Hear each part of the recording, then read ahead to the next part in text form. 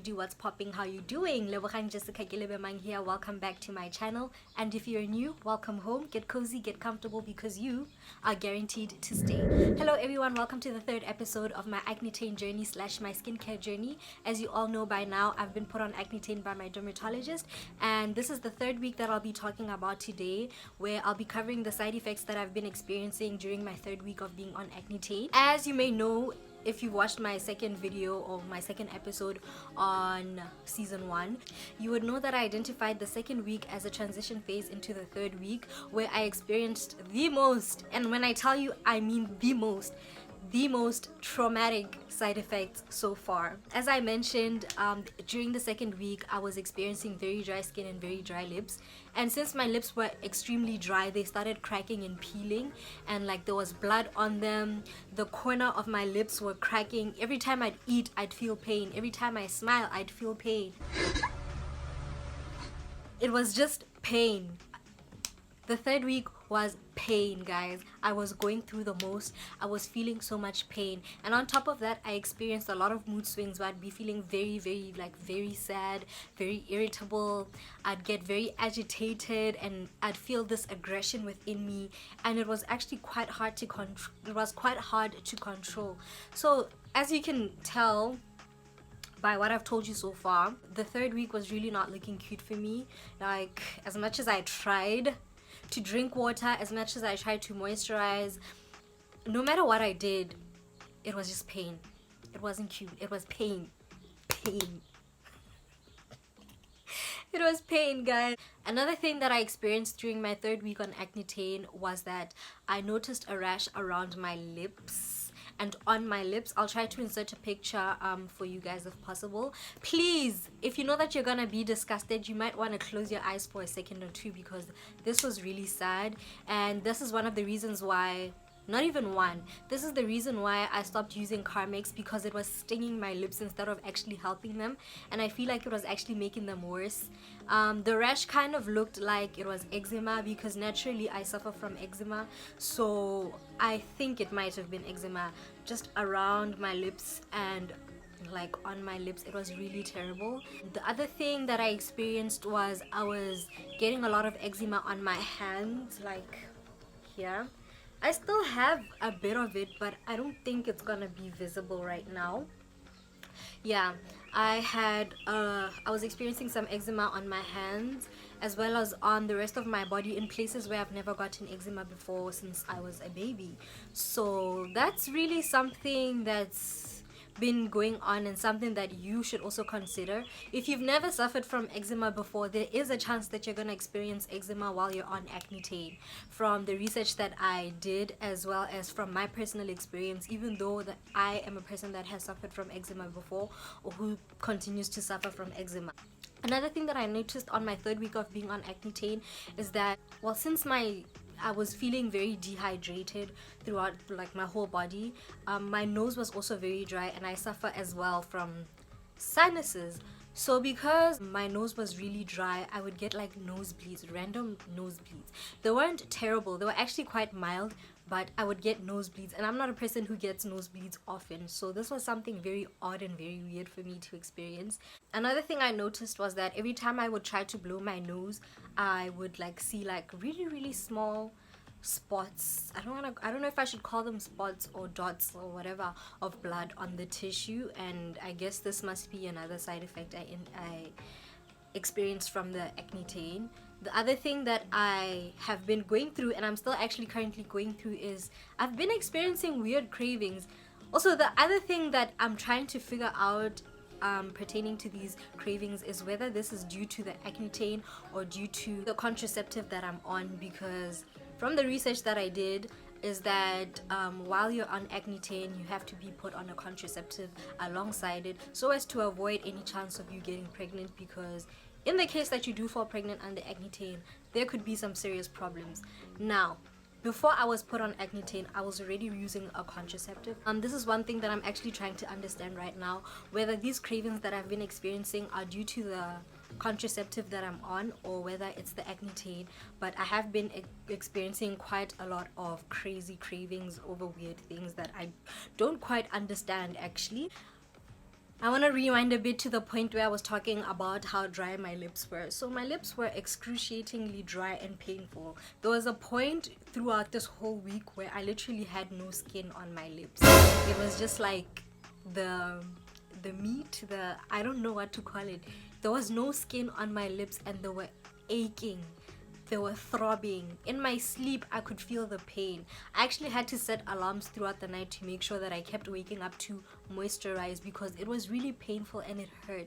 Like if I were to leave my lips for a second, literally for a second without moisturizing, they'd get really dry. So that's another thing that you have to like look out for and really consider, because this was really not cute. I was losing sleep over some small purple pill that I have to take every day, which is I don't recommend this, guys. The third week was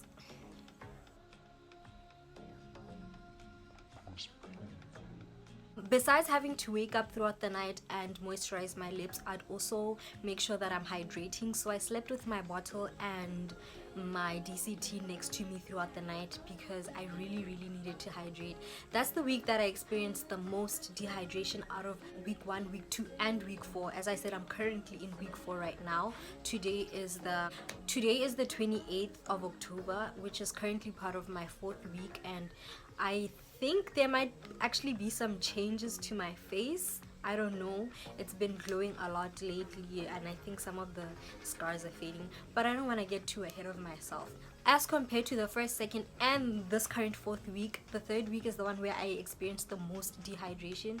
And so alongside setting alarms to moisturize my lips, I made sure that when I was moisturizing my lips, I would also have some water to drink throughout the night, because I really needed to make sure that I had to stay hydrated no matter what.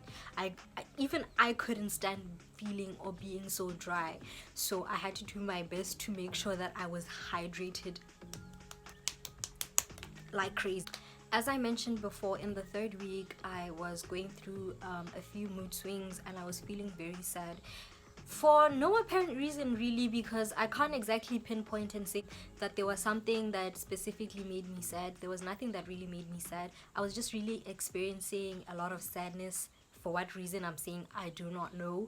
And some of that sadness made me feel this kind of emotion that I couldn't control. And as much as I tried to think positive and stay on the positive side of life and try to have a positive mindset as much as possible, it was really hard.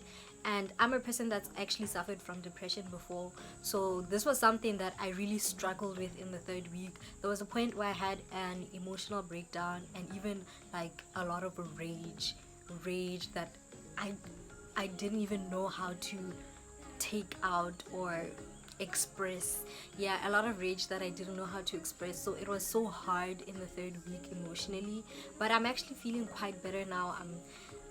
The mood swings that I've been feeling, I don't want to say they're gone. I'm feeling just so much happier and so much more at peace as compared to the emotions that I was feeling in the 3rd week. So that's something you really need to look out for, because as I was doing my research as